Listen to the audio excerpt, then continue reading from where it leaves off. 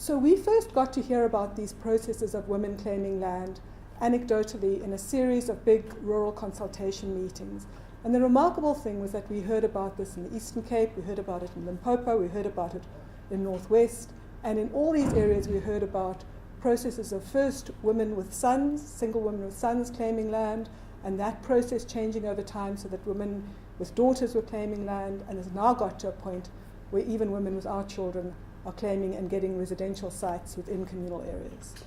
And that anecdotal evidence was then investigated by a survey by the Community Agency for Social Inquiry, who did a survey of 1,000 women in Kaiskamahuk in the Eastern Cape, 1,000 women in Msinga in KwaZulu-Natal, and 1,000 women in Ramatlabama in Northwest. And what they found is that the percentage of women, and this is single women, who were acquiring land for themselves changed dramatically from pre-1994 figures to post-1994 figures. So the percentage of women in Kaiskamahuk who had said that they got the land through their own initiative, through claims that they had made, was only 9% prior to 94 and went up to 44% after 1994. In Msinga, started from a lower base but went up to 11, Ramatlabama 9, up to 40%. And even more interesting is the proportion of widowed women claiming land for themselves, which in Kaiskamahuk went from 10 to 48%, in Msinga 9 to 41%, and Ramatlabama 5 to 41%. And that's in a context where women have been very vulnerable to being evicted when their husbands die or their marriages break down. And now you're finding widowed women simply claiming land and getting it. All of the women who are claiming land in this way are either never married or they're widowed. We don't find any change in land excess by married women. So in a sense, this process is linked to declining marriage rates, which are declining starkly in South Africa, with less than a quarter of women between the ages of 25 and 45 being married amongst African society. And what we found were stories of change with women claiming the land on the basis that they have a birthright, claiming the land because it prioritized the needs of their children who would be homeless without it, saying that land in communal areas is given to people who are community members and that as daughters they're equal to men, and saying that customary law says that when a family is created, that's when a man is entitled to land rights when he's established a family, and that now what you're having is women establishing families without men and therefore being entitled to land on the same basis that they needed to provide for their families. And another issue that came up very strongly was people saying there is a new constitution, we're entitled to equality, daughters are equal to sons. And so these claims combined customary repertoires of birthright, belonging, need, with claims of equality. And in a sense, one's got to look at, is this just the outcome of declining marriage rates? But marriage rates in South Africa have been declining since the 1960s, and these changes only started around 1994. So in a sense, what's precipitated them is the change in power relations that came with the end of apartheid. And we did a series of focus groups with women and men about why are these changes taking place, and they all said that the law has changed. You can't get away, the men in particular, you can't get away with treating women the way you did before. So let's have a look at the official customary law in South Africa, which says that women are not entitled to land rights, which says that women may not inherit and have never been able to inherit land. That version of customary law is contradicted by accounts by Soga before the turn of the century, where he talked about women as the owners of fields. And women had a powerful position in the family economy as the producers of food and the bringers of children. And it was laws introduced by people like Shepstone that stripped women of their legal standing, whereas there had been no construct that only some people had legal standing in African systems. So you took a kind of European version of patriarchy and combined it with African versions of patriarchy and came up with a kind of double patriarchy, and native commissioners saying that land could not be allocated to or inherited by women. And that was often challenged by African men as completely inconsistent with actual practice. And really these laws that have been introduced since 2003 have been introduced at the behest of a traditional leadership lobby which has basically threatened to boycott the 2004 elections if they didn't get laws giving them power over land. And they have demanded that they must get back the kinds of powers that they lost with the end of apartheid.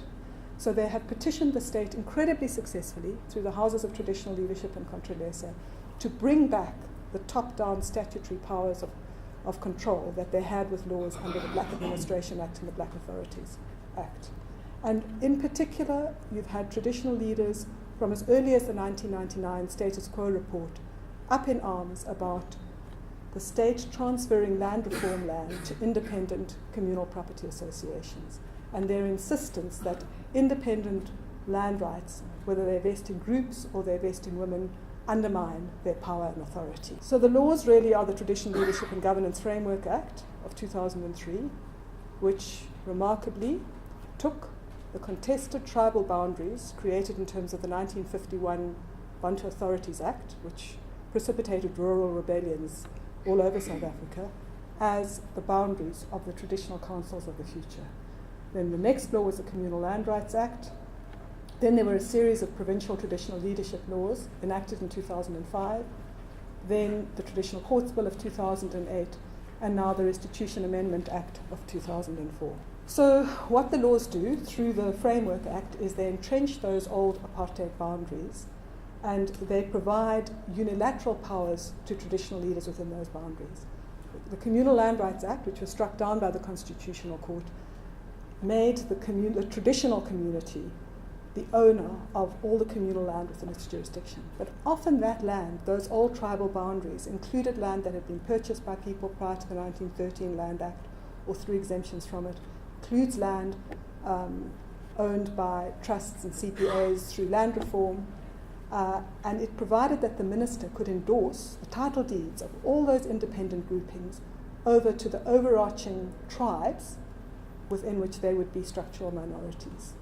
The Traditional Courts Bill, which luckily didn't get the required support to pass just before the elections, provided traditional leaders with the power to summon and punish anyone within their boundaries and to strip them of customary entitlements such as land, and it made it a criminal offence for people to try and opt out of those tribal jurisdictions and use the ordinary legal system that applies to the rest of South Africa.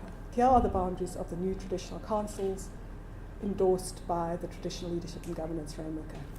They map directly onto the old Bantustans, and they map directly onto the areas of deepest poverty in South Africa. For example, land rights vesting at the level of the women in relation to the fields or in relation to the context of single women, but also vesting at the level of the family in terms of decisions about how the land is used, and then controlled at the village level.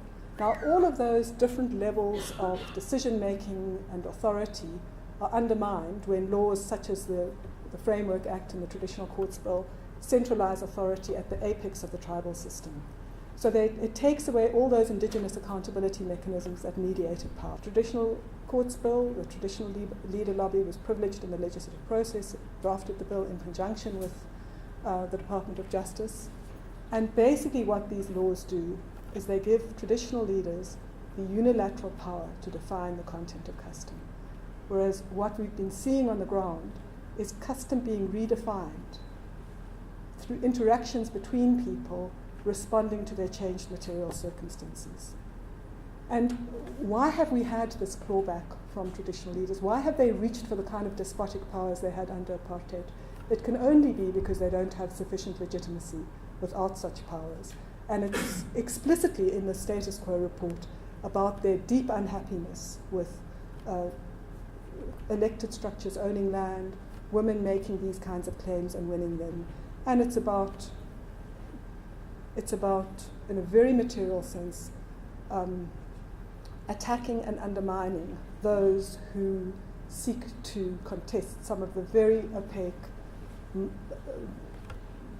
deals happening in respect of mining in Northwest and in Limpopo and in the Eastern Cape. The Constitutional Court has rejected the official version of custom inherited from our colonial and apartheid past in favour of a version of living law, where it says the true customary law recognizes and acknowledges the changes which continually take place. And they contrast that with the static, distorted nature of codified customary law. And the Constitutional Court has struck down the law of male primogeniture in the Bear case, a law that vested all the ownership of resources solely in the man, as opposed to jointly in the man and wife in the Gumede case, and has enabled women to become traditional leaders in the Shilabana case. Those cases have all had to go to court because they've all been fought by traditional leaders. Government has raised the stakes in giving the impression that land claims can now go back before 1913, which isn't in the law, and in the president having gone to the houses of traditional leaders and advised them to get lawyers to make these claims. And in doing that, these laws default to two key colonial distortions. The first is that customary systems do not entail property rights for their members.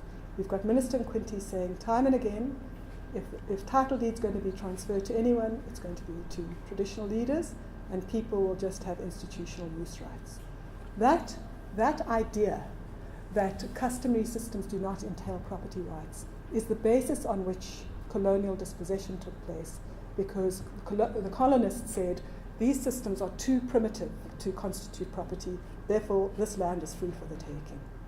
And now you've got the minister saying again, this land will remain state-owned land, and there'll just be these institutionalized use rights. The other and very closely related colonial imposition was that the only form of authority suitable for Africans is despotic power, and that chiefs had despotic power. That was disputed by Plaiki, by Mulema, in a series of court cases. But the judges would come back and say, if chiefs didn't have this kind of despotic power, what power would the Governor-General have as Supreme Chief to depose those he doesn't want and to redraw tribal boundaries? And that is what the President is doing. He's relying on the exact same argument, that he's got the power to appoint traditional leaders and that he's got the power to impose tribal identities by law as opposed to by freely given voluntary affiliation.